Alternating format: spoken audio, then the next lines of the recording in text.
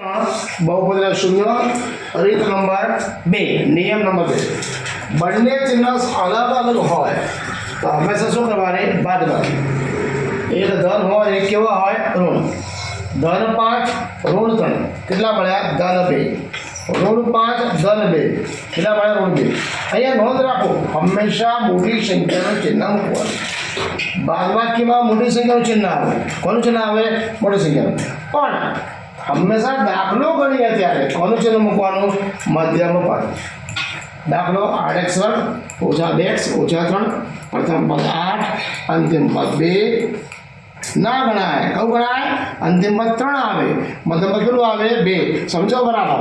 પ્રથમ પદ 8 અંતિમ પદ 3 કેટલા મળ્યા 24 હવે આપણે 8 ને 3 કેટલા થાય 11 મધ્યમ પદ કેટલા લાવવાના 2 એટલે શું કરીશું બીજી સંખ્યા સુધી 6 ચોક 24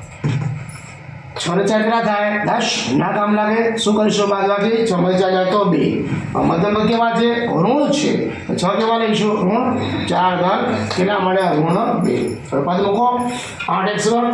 ઋણ 6x વત્તા 4 ઓછા 3 એના સામે કાઢીશું 2x 2 ચોક 8 ઓછા 3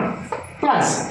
કયા સંખ્યામાં 4 3 આવે તો 1 1 ચોક 4 ને 1 કરી 3 બંને સામાન્ય 4 ઓછા 3 2x વત્તા 1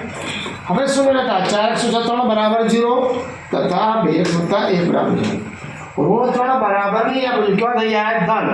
x ને કોણ ગુણાકારમાં છે 4 ક્યાં જશે છેદમાં x બરાબર 3/5 એ જ પ્રમાણે ધન એ કેવા થાય ઋણ x બરાબર ઋણ 1 છે અહીં શું બાકી લખવાનું આમ